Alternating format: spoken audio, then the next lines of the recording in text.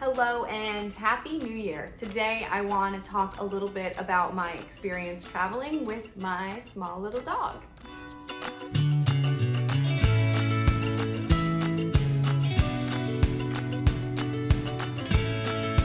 So I adopted Stanley in July of this year while I was fostering some dogs through the quarantine. If you haven't seen those videos, I will link them above.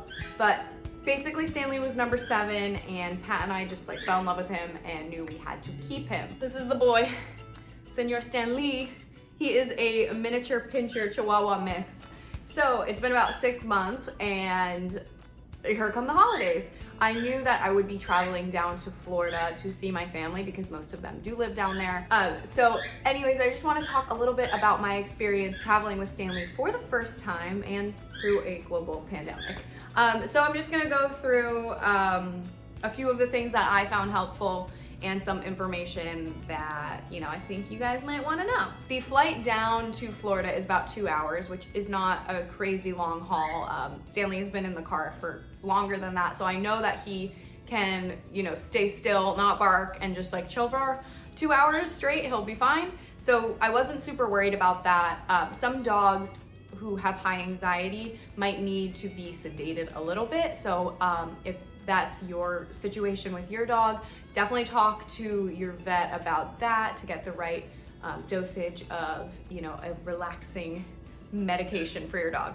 Stanley did not take anything, which I'm very proud of him for. He was very, very mellow. So first off the bat, what you will need, obviously, is a dog carrier, and I'll show you the one I used. This is the dog carrier. I think it was from Amazon's Mr. Peanuts. And this actually was my boss's. He let me borrow it for the holiday, so shout out to Joe. Thank you for that. He used this with his dog Spumoni while we were traveling to the Hero Roundtable conference. So this was great. I did not have to purchase it, thank you. And I will be buying one for myself probably next year when we have to travel again. But until then, borrowing is always best. So this is it. I think it's 10 inches tall, about 17 to 18 inches wide or deep, and then 8 inches across. I can get the actual dimensions and put them up here, but it is about 1.5 inches bigger than the JetBlue requirements, and I flew with JetBlue. But they didn't give me a hard time about that. It didn't fit underneath the seat while we were going to Florida, but on our way home, it did fit under the seat. So I think it really depends on the airline that you're with or the aircraft you're in. So definitely make sure to check all the requirements because some airlines are stricter than others. So make sure you have all that situated. Another thing is to make sure you have your animal's paperwork with you because they do say that you need to have it with you to document that they've had all of their shots and vaccinations and all that. But I brought mine with me. They didn't check it. So just make sure you have it with you. Better to be safe than sorry. Obviously you don't want to miss your flight because you don't have the right paperwork. So make sure you follow all those guidelines and check their websites, talk to somebody if you have any questions. That being said, after having the carrier, something else I brought was this stasher bag. Big fan of stasher bag, you guys know that. These are silicone reusable Ziploc bags. And I put a few of Stanley's treats and bully sticks in here. I didn't feed him breakfast because I didn't want him to get nauseous on the airplane. So I wanted to have something for him to eat, also to keep him preoccupied. So I got a bully stick, which usually takes him at least an hour to get through a full one, if not longer. So that's what I brought for him to keep him preoccupied. I also got this little cup. I've had this for a while. It's like a full silicone cup. So I just popped one of these down and filled it with water, and that was just enough to get his little snout in there to have a few sips of water when he needed it. I obviously didn't want to give him too much water because I didn't want him to have to pee. So that was just pre-flight a little bit, and after the flight while we were in the what's it called? The animal relief section, I gave him a little bit of water from that. Another thing to have is definitely poop bags. Make sure you have those. I had mine just connected to the leash. So that came in handy when Stanley decided he wanted to take a little poop in the middle of the terminal. So that was helpful. Also for like any messes, if they were to throw up in the carrier, you could clean that up with a little poop bag, and wet wipes for sure to, you know, also clean up. So those are the things I brought with me, and now I guess I'll just talk a little bit about our experience. I vlogged it, so I'll cut those videos through here. So we woke up early and called an Uber. I put him in the carrier after he had his morning pee and poo. And then we just headed straight to the airport. We're only 15 minutes away, so luckily that wasn't a super long journey in the carrier to just get back into the airport and to jump into an airplane again. So that was nice for him to not have an extended amount of time in a car. So when you get to the actual airport, you can't just check in online if you have your dog. You have to go up to like the person, and almost like if you were to check a bag, you have to go and they have to weigh him in the carrier and then fill out the paperwork, and then you can go through security. So I made sure I had enough time. They say get there 2 hours before your flight takes off. I got there an hour and a half before, and that was plenty of time. Granted, the airport is like super dead right now due to the pandemic. So I had enough time to get through. I also have TSA, which made going through security a lot easier. But if you don't have TSA, obviously the only thing different that you would have to do is you have to take your shoes off while you walk through security. So that's the one thing that made it a little easier for me. I just had a backpack and Stanley.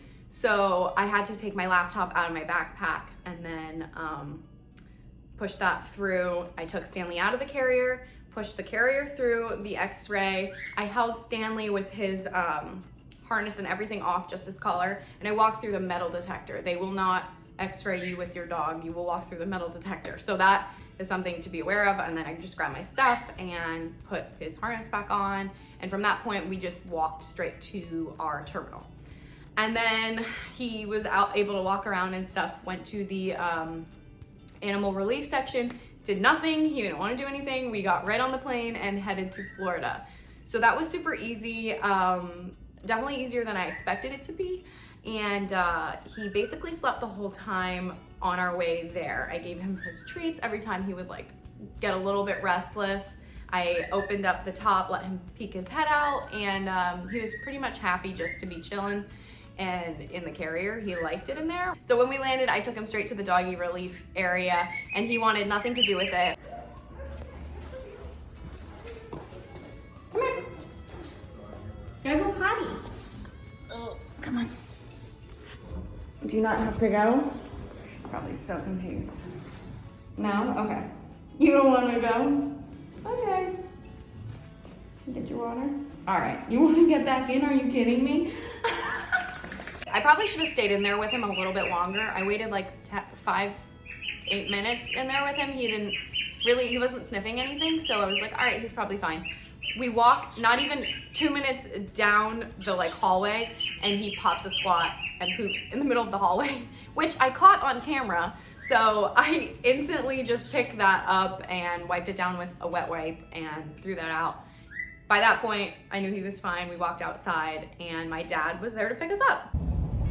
You did it, bud. You did so good.